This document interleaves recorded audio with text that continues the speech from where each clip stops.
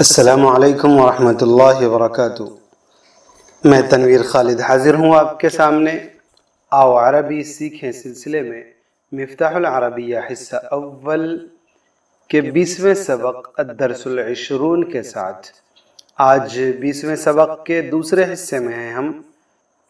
یہ بات پہلے آئی تھی کہ یہ سبق کچھ زیادہ لمبا ہے، اس لیے ہم اسے 3 حصوں میں منقسم کریں گے۔ تو آج یہ دوسرا حصہ ہے جس میں نبی پاک صلی اللہ علیہ وسلم کا تعارف کرایا گیا ہے۔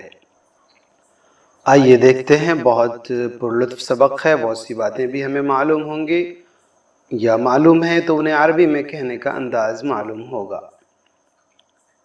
محمد نبینا وہو رسول اللہ، محمد صلی اللہ علیہ وسلم ہمارے نبی ہیں اور وہ اللہ کے رسول ہیں۔ کتنا پیارا سا جملہ ہے۔ وَنَحْنُ مُسْلِمُونَ مُتَّبِعُونَ لَهُ، ہم ان کی اتباع کرنے والے مسلمان ہیں۔ مسلمون یہ اس کی صفت ہے، متبعون، اور ہم ان کی اتباع کرنے والے مسلمان ہیں۔ هو نبی رحیم ودود الرؤوف، وہ رحمت والے، ودود بہت محبت کرنے والے، بہت رحم دل نبی ہیں۔ یہ نبی موصوف ہے، اس کے بعد رحیم ودود رؤوف، یہ تینوں کے تینوں صفت ہیں نبی کی۔ ہوا نبی خاتم،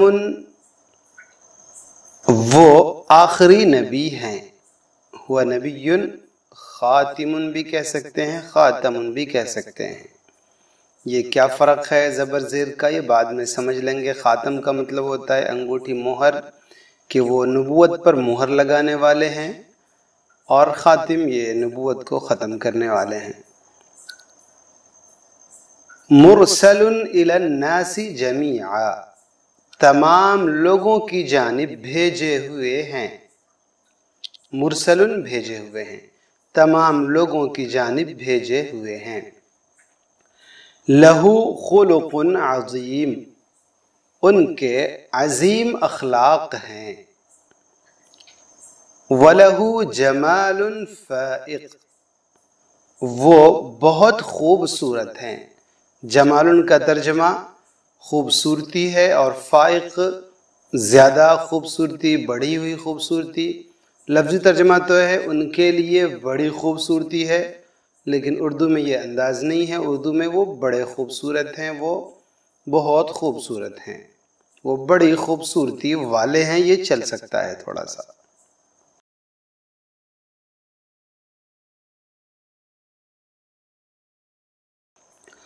ہوا رسول عربی، وہ عربی رسول ہیں۔ ہوا من قبیلۃ فی مکہ، وہ مکہ کے ایک قبیلے سے تعلق رکھنے والے ہیں۔ یہ من آ چکا ہے پہلے، جب تعارف کے حوالے سے ایک سبق ہمارا گزرا تھا کہ ہم آپس میں تعارف کیسے کریں، اور اس کے بعد سبق کے اندر بھی آیا من این ہوا، وہ کہاں کا ہے، ہوا عربی، بہت لمبا ایک سبق تھا، اس کے اندر یہ سب تھا، تو اس کے مطابق ہی ہم اس کا ترجمہ کریں گے۔ ہوا من قبیلۃ، وہ ایک قبیلے سے ہیں، وہ ایک قبیلے سے تعلق رکھتے ہیں، اور وہ قبیلہ کی پھر صفت ہے فی مکہ، جو مکہ میں قبیلہ ہے، تو اکٹھے ملا کر ترجمہ کیا گیا، وہ مکہ کے ایک قبیلے سے تعلق رکھنے والے ہیں۔ اسم والدہ عبداللہ، ان کے والد کا نام عبداللہ ہے۔ اسم جدہ عبد المطلب، ان کے دادا کا نام عبد المطلب ہے۔ جد دادا، اسم جدہ عبد المطلب، ان کے دادا کا نام عبد المطلب ہے۔ واسم امہ آمنۃ، اور ان کی ماں کا نام آمنہ ہے، اور ان کی ماں کا نام آمنہ ہے۔ فضلہ علینا کبیر، ان کا ہمارے اوپر بڑا احسان ہے۔ فضلہ کبیر علینا، ان کا بڑا احسان ہے ہمارے اوپر۔ اردو میں ہم نے اکٹھے ملا کر اس کا ترجمہ کر دیا، ان کا ہمارے اوپر بڑا احسان ہے۔ وحبہ واجب علینا، اور ان کی محبت ہمارے اوپر واجب ہے۔ والایمان بہ لازم لنا، ان پر ایمان لانا ہمارے لیے ضروری ہے۔ دیکھیے یہاں پر ایک چیز غور کرنے کی ہے کہ بھی با آیا ہے لیکن اس کا ترجمہ ہم پر کر رہے ہیں۔ مطلب یہ ہے کہ ایمان کے ساتھ عربی زبان میں با کا ہی استعمال ہوگا، چاہے اردو میں اس کا ترجمہ پر کرنا پڑتا ہو۔ تو اردو ترجمے سے ہمیں کچھ نہیں لینا۔ یہ جو حروف جارہ ہوتے ہیں ان کا استعمال متعین ہوتا ہے، ان کے ساتھ اگر کوئی فعل یا مصدر استعمال ہو تو ان کے ساتھ متعین ہے کہ اس فعل کے ساتھ یہ حرف جر استعمال ہوگا، اس مصدر کے ساتھ اس حرف جر کا استعمال کیا جائے گا۔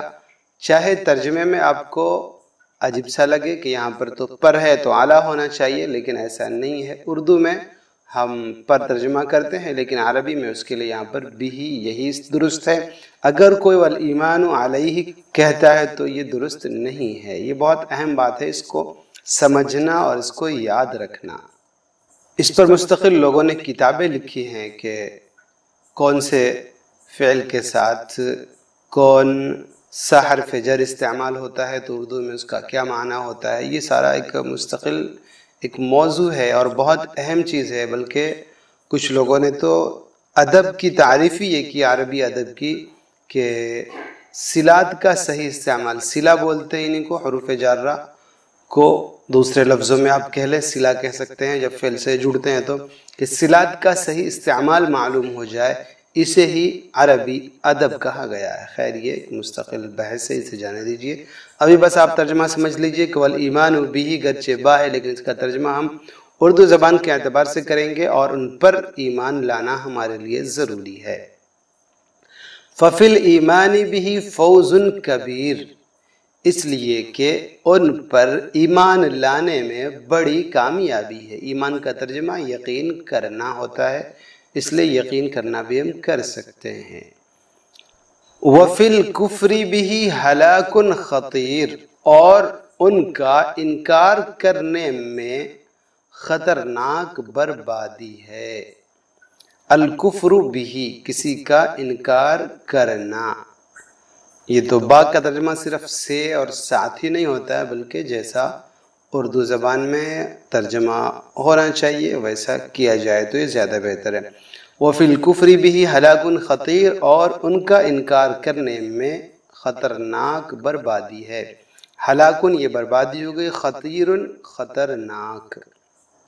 تو امید ہے کہ سبق سمجھ میں آیا ہوگا، اسے ہم یاد رکھیں۔ الایمان بہ، یہ بہت اہم بات تھی کہ ہم یہ جانیں کہ اس کے ساتھ کون سا خاص طور سے افعال کا استعمال ہو یا فعل کے مصدر کا استعمال ہو تو یہ ہمیں جاننا ضروری ہے، اس کا لحاظ کرنا ضروری ہے کہ اس کے ساتھ حرف جر کون سا استعمال ہوگا۔ ایسا نہیں کہ اردو میں بس دیکھا جو اس کے پیچھے لاٹھی لے کے پڑ گئے ہم کہ یہاں پر کا ترجمہ کرنا ہے تو اعلیٰ آنا ہی چاہیے۔